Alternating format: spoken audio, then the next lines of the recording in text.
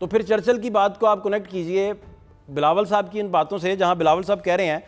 کہ بھارتی جو عوام ہے مودی کی جارحانہ پالیسیز جو ہے ان کو سہ نہیں پائے گی، اور ایگزیکٹ انہوں نے سٹیٹمنٹ جو دیا ان کا کہنا تھا کہ بھارت کا یہ سٹیپ جو ہے وہ عالمی سطح پر ان پاپولر ہوگا۔ کون سے سٹیپس؟ جہاں وہ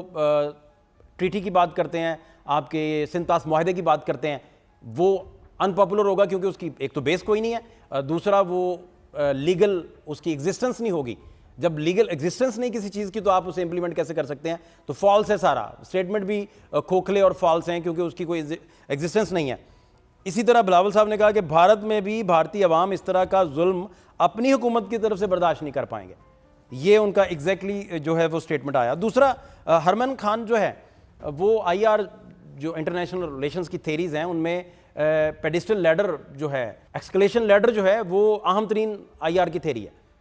اور اس تھیری کے مطابق پاکستان جو ہے وہ اسے اپر ہینڈ کس طرح حاصل ہے یہ میں آپ کو بتانے لگا ہوں۔ ایک تو وہ تھیری کہتی ہے کہ اس کے 40 دائرے ہیں،